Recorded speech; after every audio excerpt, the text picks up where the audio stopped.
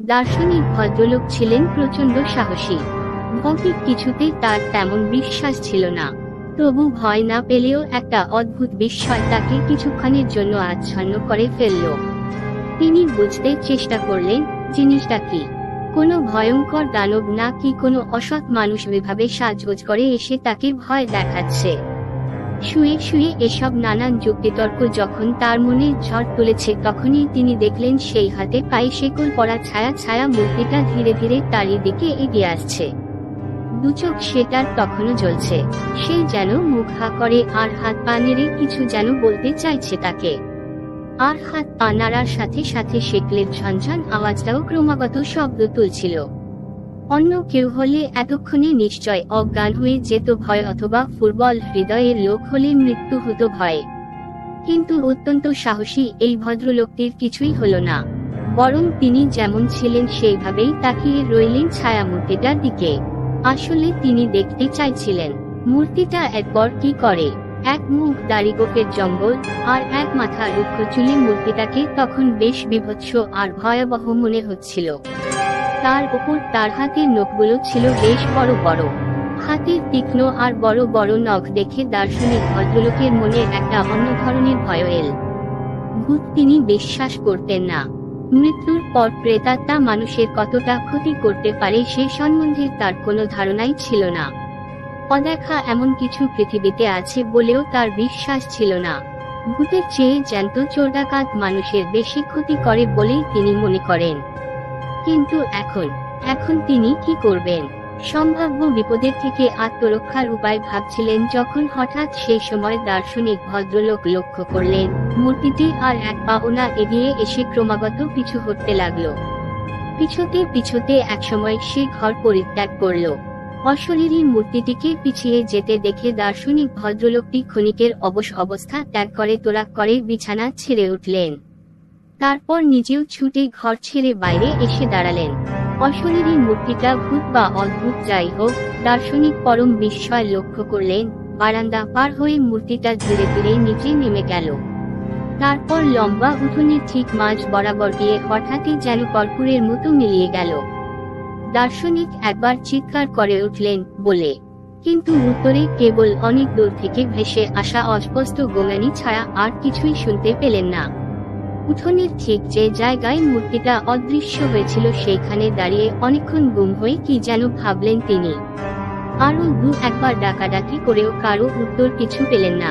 বিফল মনোরথ হয়ে তিনি ঘরে এসে শুয়ে পড়লেন। বাকি রাতটা তিনি এই অদ্ভুত ব্যাপারটা নিয়ে চিন্তা করতে করতে কাটিয়ে দিলেন। ভোরের আলো ফোটার সঙ্গে সঙ্গে গত রাতে ঠিক যে জায়গা থেকে মূর্তিটা অদৃশ্য হয়ে গিয়েছিল সেখানে এসে অনেক কিছু পর্যবেক্ষণের দৃষ্টিতে খুঁটিয়ে খুঁটিয়ে লক্ষ্য করতে লাগলেন। কিন্তু দিনের বেলায় কোনো কিছুই তার অস্বাভাবিক মনে হলো না। পাহাড়ের টিলায় এই কুঠিবাড়িটা ছিল লোকালয় থেকে বেশ কিছু দূরে। তার ওপর ভুতুড়ে বদনামের জন্য লোকজন, এমনকি কোনো সাহসী পুরুষও এই বাড়ির ত্রিসীমানায় আসত না। নির্জন নির্বান্ধব এই পরিবেশে দার্শনিক ভদ্রলোক আবার তন্ময় হয়ে গেলেন নিজের পড়াশোনায়। প্রায় সারাদিনই বইয়ের জগতে ডুবে থাকলেন। ফলে রাতের সেই অশরীরী আর অদ্ভুত ঘটনাটার কথা প্রায় ভুলেই গেলেন। রাতের খাওয়া দাওয়া সেরে যখন বিছানায় শুতে এলেন তখনই আরেকবার তার গত রাতের ঘটনাটার কথা মনে পড়ল। কিন্তু ঘটনাটিকে তিনি তেমন আমল দিলেন না। ভাবলেন অত্যধিক ক্লান্তি আর চিন্তাগ্রস্ত থাকার জন্য আধা ঘুম আধো জাগরণে কি দেখেছিলেন। বিছানায় শোয়ার সাথে সাথে ঘুম না এলেও কিছুক্ষণের মধ্যেই গভীর ঘুমে তলিয়ে গেলেন। ভয়ডর না থাকার জন্য সবকিছুকে অলিক বলে উড়িয়ে দিলেও আজ রাতেও কিন্তু গত রাতের ঘটনার পুনরাবৃত্তি হল। এমনকি তার পরের রাতেও একই ব্যাপার ঘটল। পরপর 3 রাত্রি একইভাবে অশরীরী মূর্তির আবির্ভাব এবং একইভাবে হাত পা নেড়ে কিছু বলতে চাওয়ার চেষ্টা এবং একইভাবে উঠোনের ঠিক একই জায়গায় এসে তার মিলিয়ে যাওয়া দার্শনিককে বেশ ভাবিয়ে তুলল। তিনি কিছুতেই কোনো ব্যাখ্যা দিয়েও বুঝতে পারছিলেন না এটা কেমন করে হচ্ছে, কিভাবে হচ্ছে। অবশেষে চতুর্থ দিন সকালে দার্শনিক কিন্তু আর সবকিছু নিছক কল্পনা বলে উড়িয়ে দিতে পারলেন না। আবার ভয় পেয়ে বাড়ি ছেড়ে পালিয়েও গেলেন না। তিনি মনে মনে ভাবলেন নিশ্চয় এর মধ্যে অনুসন্ধানের কিছু আছে।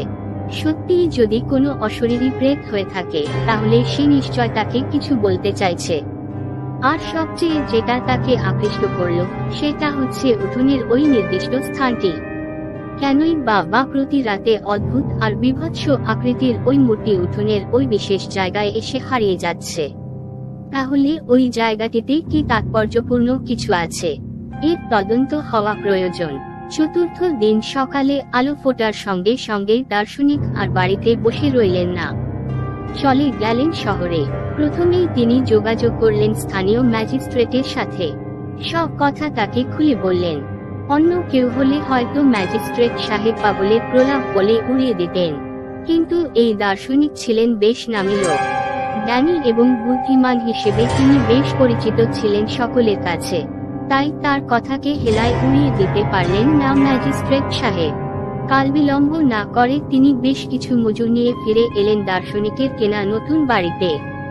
উঠোনের ঠিক যে জায়গায় এসে অশরীরী সেই মূর্তিটি গত 3 রাতে অদৃশ্য হয়েছে, সেই জায়গায় মাটি কোপাতে লাগলো মজুররা। অবশ্য বেশি দূর ঘুরতে হলো না, সামান্য কয়েক হাত জমির নিচেই পাওয়া গেল একটা আস্ত কঙ্কাল। কঙ্কালটির হাত পা শিকল দিয়ে বাঁধা, শিকলে মরচে পড়েছে পুরু হয়ে, শিকলে মরচে পড়েছে পুরু হয়ে। প্রেতাত্মায় কোনোদিনই বিশ্বাস ছিল না দার্শনিকের, কিন্তু সব ঘটনা চাক্ষুষ করে তার বিস্ময়ের সীমা রইল না। ম্যাজিস্ট্রেট সাহেবের পরামর্শে ধর্মীয় নিয়মকানুন মেনে কঙ্কালটিকে যথাযথভাবে কবর দেওয়া হলো।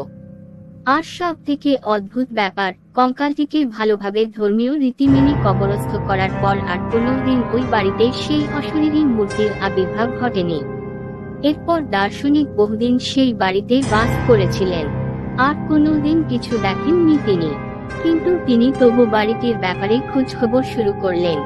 গ্রামের কেউ কিছু ঠিকভাবে বলতে না পারলেও গ্রামের এক অতি বৃদ্ধের মুখে শোনা গেল অনেকদিন আগে এক বৃদ্ধ কৃতদাসকে সামান্য অপরাধের জন্য বিভাবে হাতে পায়ে শেকল বেঁধে জীবন্ত কবর দেওয়া হয়েছিল ওই বাড়িতে। এই ঘটনা সত্য কি মিথ্যা জানার উপায় নেই, তবে দার্শনিক বুঝেছিলেন মৃত্যুর পরেও আত্মার আসা যাওয়া থাকে, আর সে আত্মা যদি অতৃপ্ত হয় তাহলে অশরীরী রূপ নিয়ে মানুষকে দেখা দিতে চায়। হয়তো বা সেই অতৃপ্ত আত্মা মুক্তির পথ খোঁজে।